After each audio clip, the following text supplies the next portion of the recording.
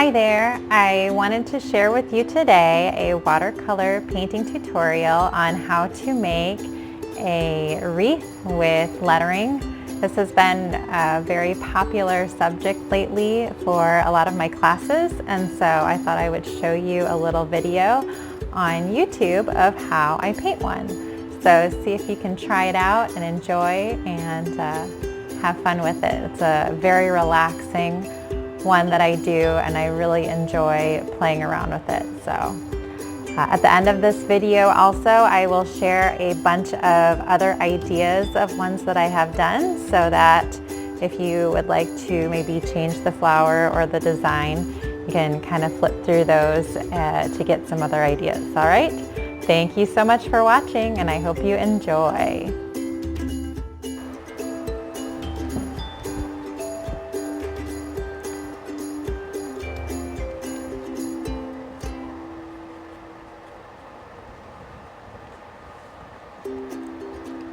So these have been very popular subjects in my art classes that I've been teaching. I do art workshops for adults and for children, and we paint all types of things. We do usually acrylic or watercolor. And lately I've had a lot of people asking to do little wreaths with quotes in the middle. Especially popular when spring is just around the corner, because so many people are so excited to actually see some flowers. So I've done a couple classes this spring already with painting acrylic or watercolor, flowers, leaves, and wreaths. I find these very relaxing. It's kind of just doodling because there's so many different things you can do. So a lot of times I'll do a bunch at once. And I'll show you at the end of this video some examples of other ones that I've done so you can get an idea. For this one, as you can see, I'm doing a sunflower. I started with just a circle, and now I'm adding some petals.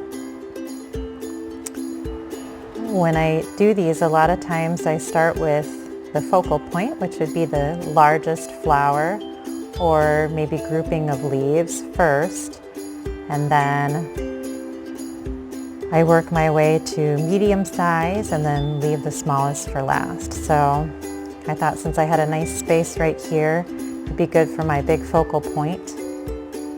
And then I'm going to add some medium and some smaller size flowers to go with the focal point. So I'm going to do some blue flowers here that kind of branch off of my main focal point. And I am not big into gardening. I appreciate those who do garden, but I will not be able to tell you the names of any flowers. I usually just draw ones I think are pretty. So if any of you gardeners out there can maybe tell me what some of these types of flowers would be, that would be awesome. See, I'm also going to add maybe some orangish red flowers. Maybe kind of right in here.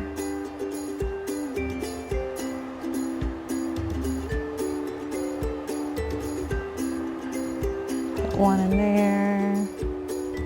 Maybe put another one up in here. I like to create kind of a nice focal point first and then kind of fan out from there. So usually I'll make a cluster of flowers next to my big one. And then while I have this orange color on my brush, maybe I'll throw a couple that are floating elsewhere around my wreath.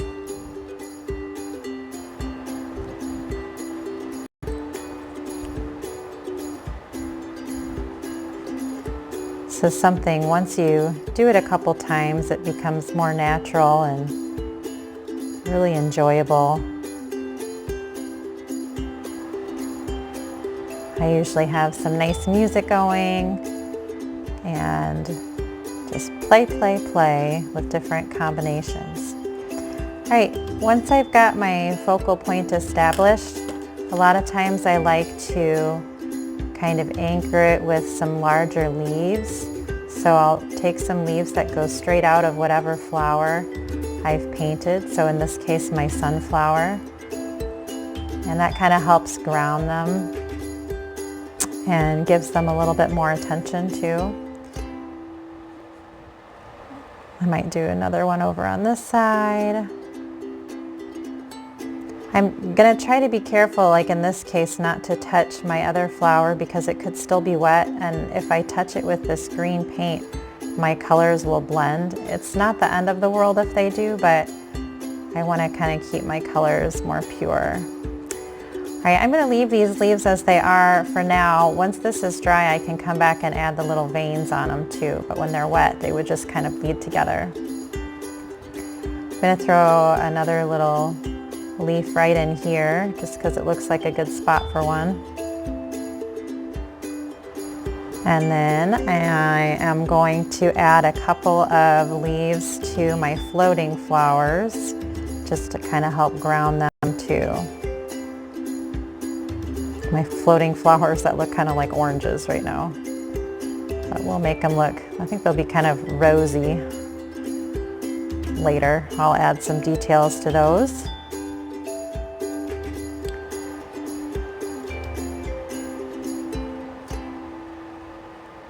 So the things I think about when I make these wreaths, I think about having a nice big focal point. I think about having a large, medium, and small flower or leaf showing. And then I like to think about having light, medium, and dark represented in my picture too. So what I'm going to do now is I'm going to add some really light leaves just to start filling in around my words. And I'm going to start by adding like a curved line so that it looks kind of like a wreath. And then on my curved line, I'm going to make some real light leaves. And to make them light, I have more water and less paint. So they really are just kind of a loose, wet addition. Just kind of helps fill and connect my spaces. I'll do another one right here to kind of connect these areas. So adding a couple leaves through here. And then I'm going to do some over here to kind of finish my circle. I'm using quite a bit of water and not a lot of paint. The more water you use, the lighter your watercolor paints will go.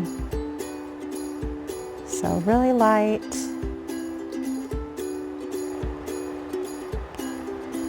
Just working my way back towards the front. So now I've got it kind of the basic shape. I'm going to start filling in between some of my flowers and leaves. Before I do that, I want to kind of let this dry. So I'm going to go back to my main flower and I'm going to get some brown for the center and just start kind of dabbing that in the middle. I might mix some darker brown in with the lighter brown. Kind of dabbing to get that seed texture that happens in the middle of sunflowers.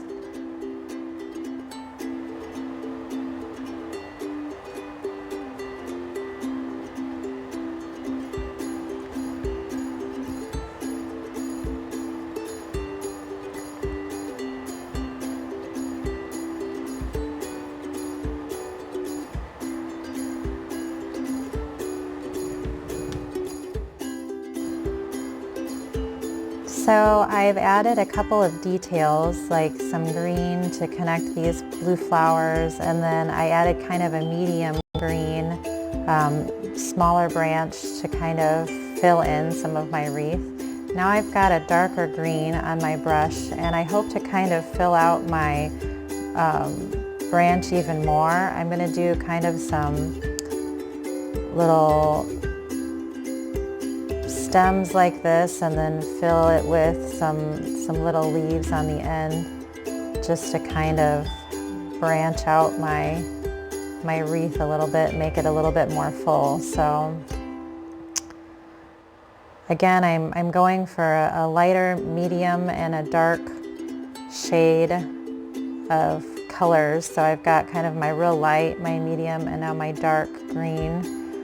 I'm also looking for different sizes, so by adding just some real little leaves on these, I kind of have a large, medium, and small, which is nice for the variety. And then I am just kind of looking for spots that need to be a little bit more full. To make my green a little bit darker, I tend to use purple.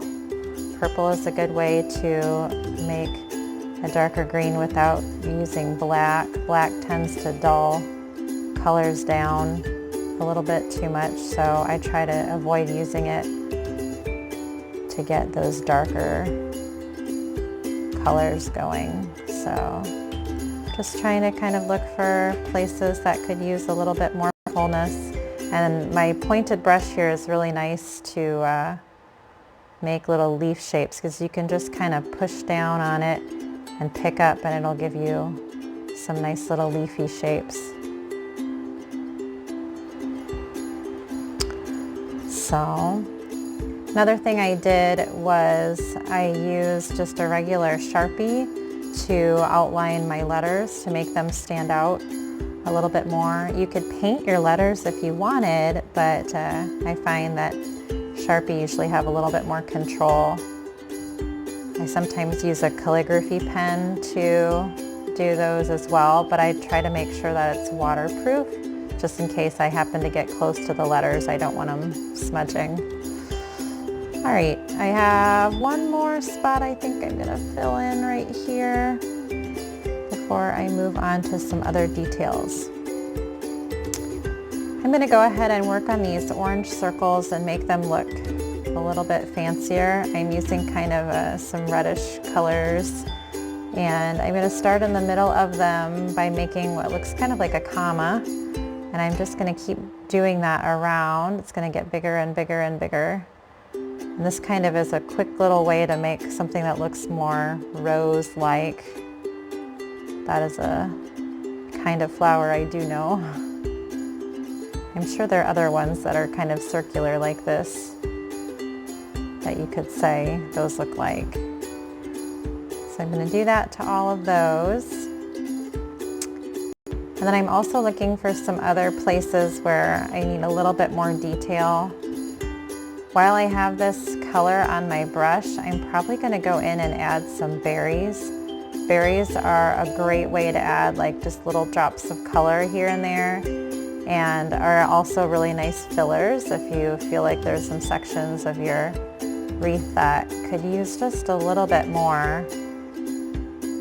Berries are really nice for that. So I'm going to go ahead and make some cute little red berries in some little places that I think could use more color. I tend to do them in little groupings of 3, just because artists like to use odd numbers.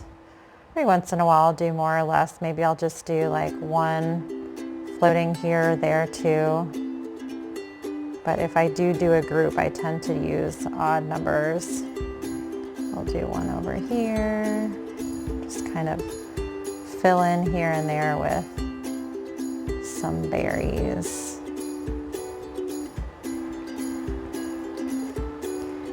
And you could probably just leave the berries floating if you want. People will get the idea that it's a berry. Or if you want to go all out, you can use your brush with some green or something and kind of connect the berries into the rest of the wreath. So sometimes I just leave them, sometimes I connect them, it doesn't really matter. Not everything has to all be connected. People will get the idea without. So there's a little bit of color. And then the last thing I'll probably add, and I'm going to switch probably to a skinnier brush, my real thin brush here, is I like to add a little bit of texture kind of with a stick-like brush strokes. So I'm going to go in with some brown. This will tie into the brown of my flower too. And just kind of every once in a while add a little bit of this like stick stuff, just to give a different texture, to thicken out little areas that maybe I want to be thicker. You can put it right on top of some of this stuff, or you can leave it behind. It doesn't really matter, but it works really nicely for filler. This is the stuff, I mean, I could just sit here and play with this all day. It's so calming for me to play with this. Add little things here and there, little textures. Think, oh, what can I do to make this cuter, prettier? So, the more you do it, the better you get. So I've done a bunch of these now, and I'm pretty comfortable just kind of playing around, adding whatever I want to them. There's tons of ideas online too. So I'll probably leave it about there. Now I'm going to go in and add some details. I would like to add a couple of veins on my leaves, especially my big ones. I don't usually go and add a lot of veins to my real little ones, but the ones like this by my sunflower, I like to at least put a couple veins on with another shade of green, just to give them a little more detail so it's not quite such a big blank area of paint. So usually I do the center line and then I make the little veins kind of going at angles away from the center. And then I've got a couple other big leaves that I did before, so I'm going to go ahead, now that they're dry, I can just draw right on top of them with some other paint. Throwing those around there. And some of these right here too.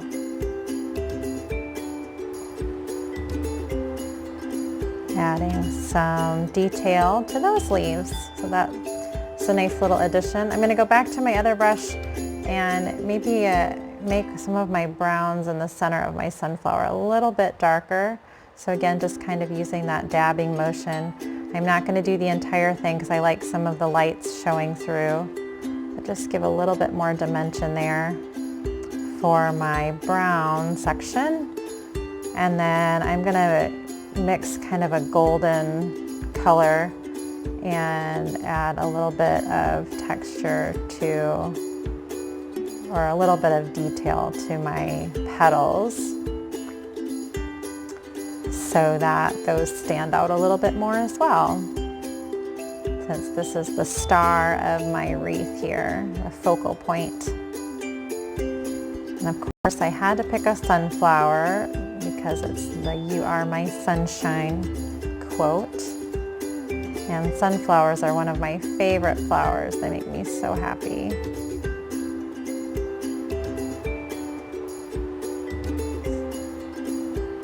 All right, and I think that's about it. That's about all I'm going to do in this. I'm pretty happy with how this turned out, so I'm going to finish it just by adding my little signature. I'm switching back to my small brush.